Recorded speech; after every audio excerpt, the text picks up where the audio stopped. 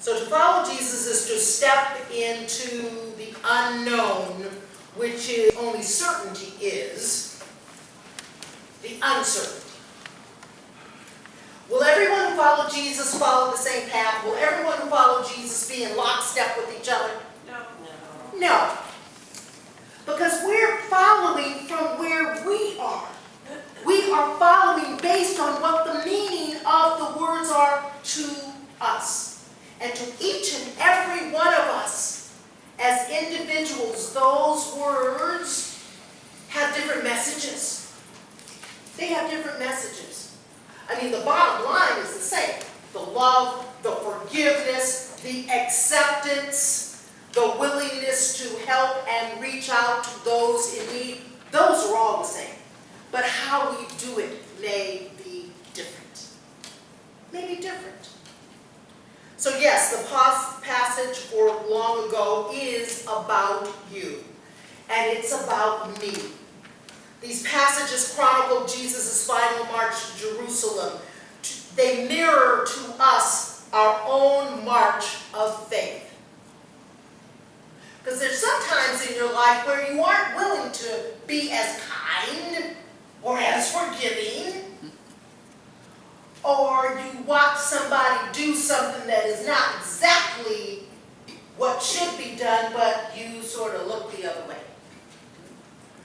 I mean, have there been those times when you've seen injustice done or injustice done, or heard about stuff that was happening or saw something happen, and you just said, well, I don't want to get involved, but I want to thank this church for getting involved. I want to thank this church for getting involved. For even when there's 3 of us or 10 of us here, we are involved. We are here. In the middle of last night's a service, a man came and he was looking for someone that he wanted to help. Someone that had found a place to be here. And so I had my cell phone and I emailed some folks and I texted some folks, and we have still not found that person. But we have connected in this community. There was some frustration going on in the sanctuary about some people who got misunderstood and some stuff that, not sanctuary, social hall this morning. And I went, you know, I don't come to church to listen to this. And I go, I may not come to listen to it, but I can certainly come here to pray on it and to offer a word, not necessarily from the pulpit, but offer a word and carry somebody off to the side and say, you know, let's look at a different way of dealing with this. That's what we're here to do. We're here to practice life, to live our lives, transformed by the love of God. Transformed. So, here we are, but as for you, and want to follow Jesus to the end, they have no idea what they're getting in for. Have no idea. And sometimes I think that's what stops people from coming here. Because they have no idea what they're getting into. They think, well, if I become a believer, doesn't that mean all my problems are going to go away? No. But you certainly will have better tools to handle them because you will have God's love. You will connect to God's love in your handling the stuff. I've said this on a number of occasions, at least once a year, if not more than once a year. There's some things that happen personally in my life with my youngest daughter that I became so enraged, that had my husband not been in my life, and you know, I was married to my husband 27 years before my mom actually decided that he was a good guy. I mean, she tolerated him, she was civil with him, but when this incident happened, after our 27th here, and my mom saw how Richard was able to essentially pull me off the ceiling, and I didn't end up having to go to the state women's penitentiary in Texas. She said, you know, I mean, Richard's really, it's good that he's in Voris' life, because she saw how he brought me around. Well, that just kept me out of prison. It did not change what was in my heart. I came here and heard a sermon, and I'm pretty sure it was Ellen Goriah who gave that sermon, and it was on forgiveness. I'm telling you, I was transformed in how I viewed this situation, how I viewed the person that I was ready to go to jail for. And I'm saying, Lord, if people who have anger and frustration and all this pent up, unable to deal with life, would come and hear the messages that are told here, it can transform your life. It can. It truly can. So Richard saved me from prison, but Ellen Goriah saved my heart and soul and opened me to true forgiveness. So as for you, I mean, the tone of this passage about the disciples, they are really clueless about what Christ wants for them. I mean, they really and truly are.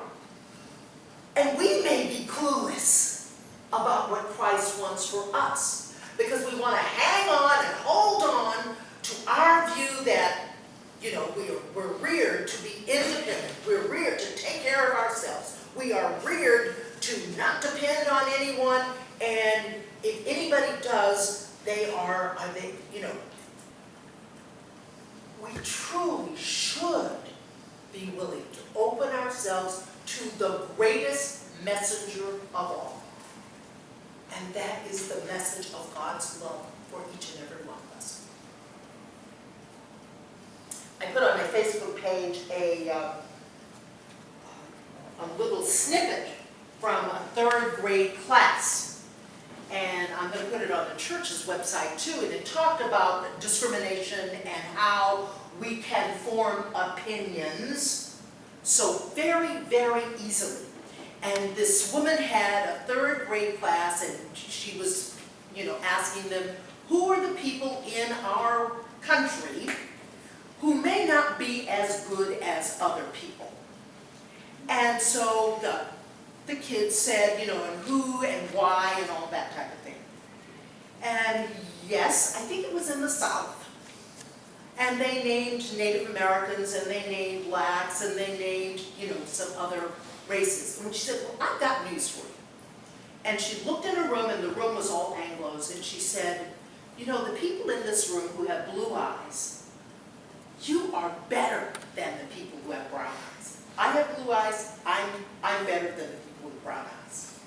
And they put little collars on the little kids with brown eyes, and they said, you have to wait 5 minutes before you can go out to recess. And the blue-eyed kids get to go out first. But the next day, she said, you know, I made a mistake. It's the brown-eyed kids who are better than the blue-eyed kids. And she watched it flip and how they interacted with each other. Why are we here for God's love? To make us colorblind, to make us issue blind. Because it is very easy for any and all of us to establish an opinion, to establish a bias. Very easy for it to happen. God takes those biases away. Takes them away. It says, I love each and every one of you. Each, every one of you. That's right. Just as we are. Does that mean we're going to stay as we are? I certainly hope not. I certainly hope we are constantly growing and becoming more aware and becoming more connected to the wondrous love that God has to offer. And becoming stronger in our determination to be the best we can be. So when Christ says you don't know what you're asking when you follow me, he's right. We don't know. But we have to be open to the changes that can happen, to build bigger hearts, to build minds that are willing to be filled with all of the beauty and love and passion this world has to offer. And our being willing to step forward and say, yes, I can. Help someone who needs it. Yes, I can. Improve my own life. Yes, I can. Forgive. Yes, I can. Love. Amen. Amen. Amen.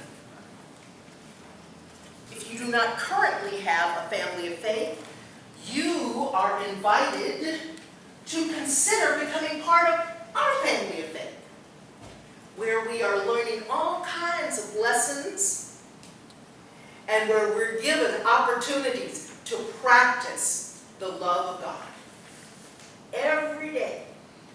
And we come here to be reminded that the Spirit gives us life. And when we leave here, we are reminded of that the Spirit gives us life and gives everybody else life too. Our closing song is Pass It On. It is number 572.